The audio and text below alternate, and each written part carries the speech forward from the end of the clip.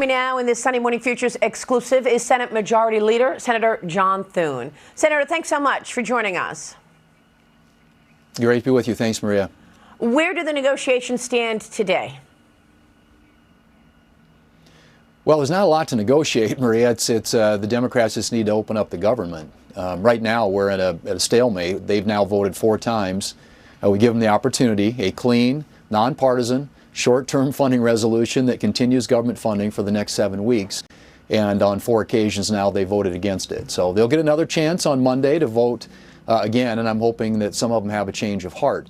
You know, what's happening here is the Democrats are trying to hijack a short-term, nonpartisan, continuing resolution to fund the government merely for 7 weeks to give us an opportunity to get the appropriations process done, to try and get $1.5 trillion of new spending, make health care in this country, free health care available to non-citizens in this country, and guts a $50 billion rural hospital health fund that's designed to support rural hospitals. So that's what they've got on the table. That's their proposal. It's a non-starter. It's not serious. It's not reasonable. It's not realistic. Everybody knows that. The Democrats need to come to that realization and understand their option in front of them here is to open up the government, and then we can talk about all these other things they want to have a conversation about. There are expectations out there from analysts that this shutdown could last weeks, not days.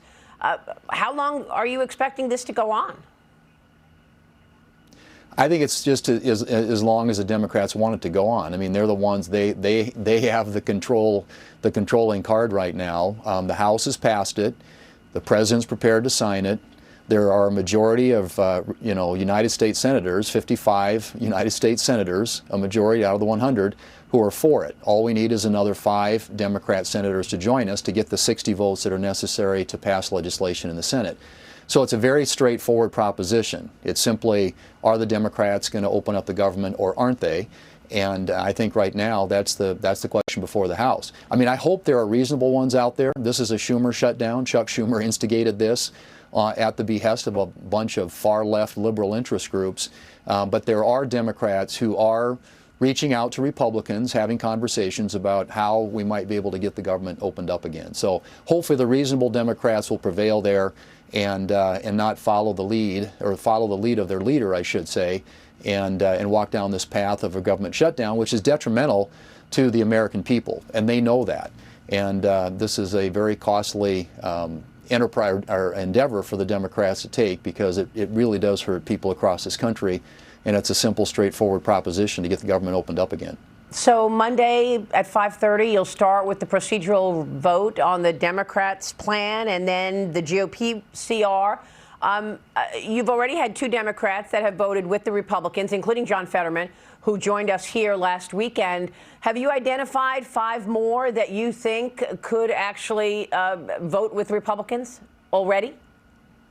There are conversations ongoing, Maria, where Democrats who I think realize this is a losing strategy and it really ends in a dead end, want to find an off-ramp here and are talking to Republicans. And I've had some conversations with Democrats, but I think right now their leadership is stuck because these left-wing special interest groups are so adamant in their desire to fight President Trump.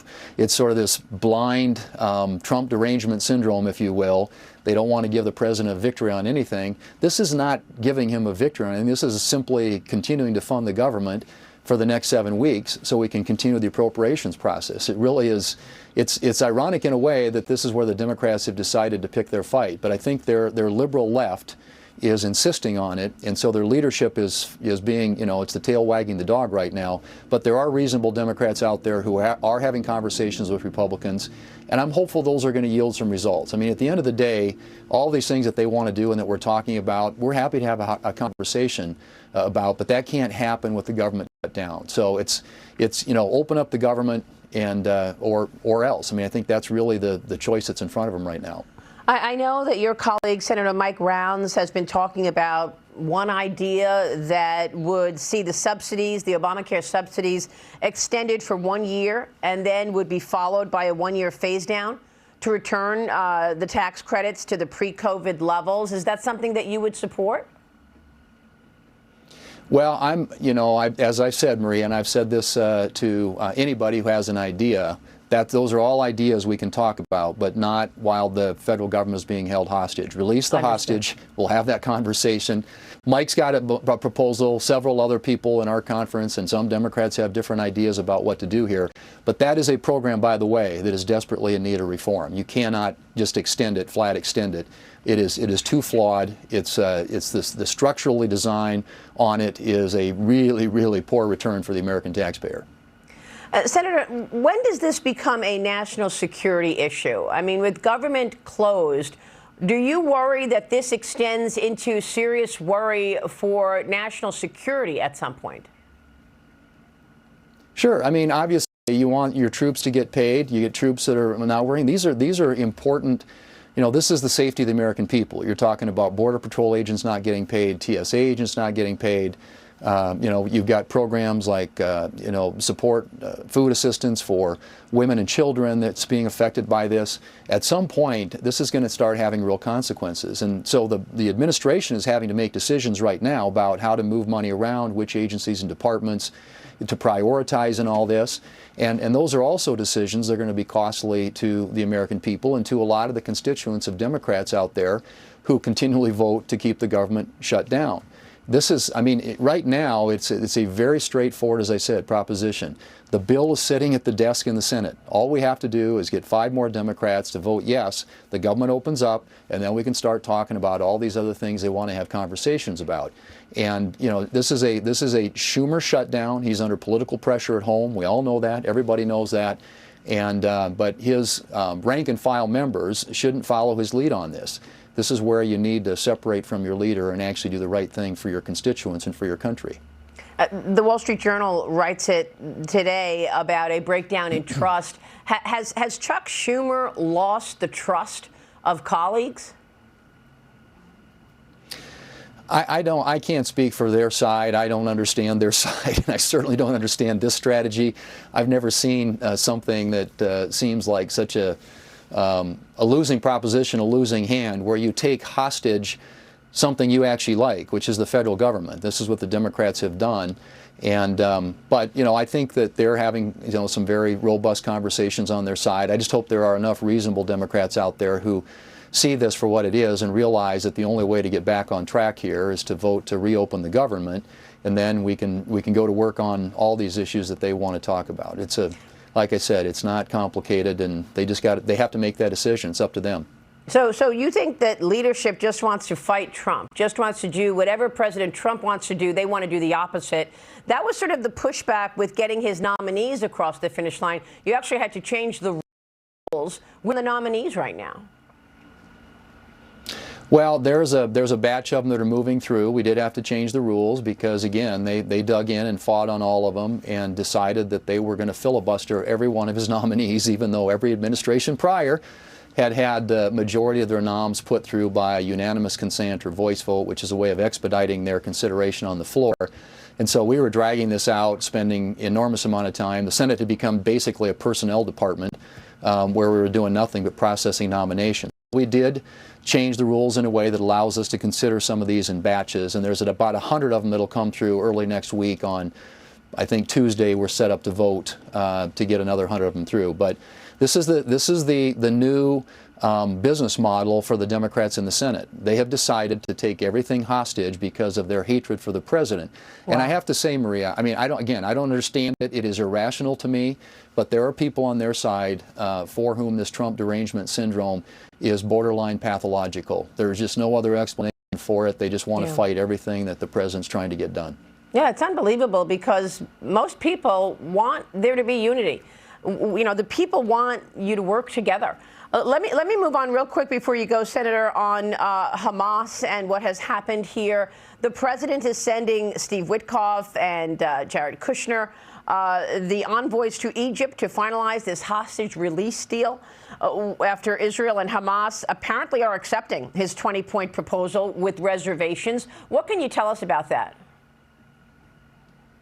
Well, I think that I'm hopeful. We're all very, very hopeful. Please let's get these hostages released. And I give the president and his team great credit for sitting down and being able to work out this, work with the Israelis, work with other neighbors in the region who care deeply about stability and peace in that area of the world. But I mean, I'm skeptical, obviously, as always, of Hamas and any other terrorist organization because, they as a fundamental matter of their charter want to eliminate and wipe out Israel on the map. And I think in the end they need to disarm, and that's something I think that's being asked of them, which we'll see if they're, in the end, willing to follow through on. But let's, give the president credit. Hopefully, this will be a deal that will result in a peaceful outcome in that region and the elimination and obliteration of Hamas and Hezbollah and other terrorist groups that have been wreaking havoc there literally now for decades. Yeah, for sure. All right, Senator, before we go, I don't see some kind of an action catalyst to actually get the government reopened.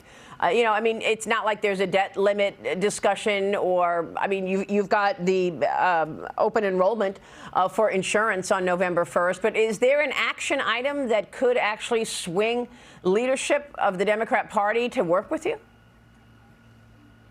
Well, I think eventually everybody starts feeling it in a government shutdown, Maria. Their constituencies are going to feel it. And obviously, as the administration has to make decisions about what they're going to do now to manage the shutdown, that's going to have some impacts.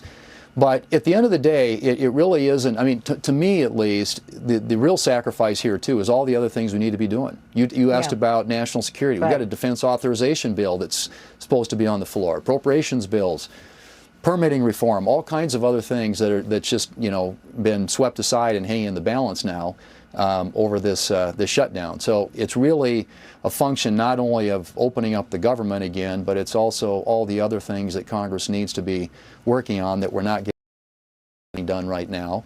And I think there will be at some point a triggering action here. I think it's going to get uncomfortable, and nobody likes where we are. But the truth is, they just have left no alternative. As I said, we put this before them. The House has passed it. The president's ready to sign it.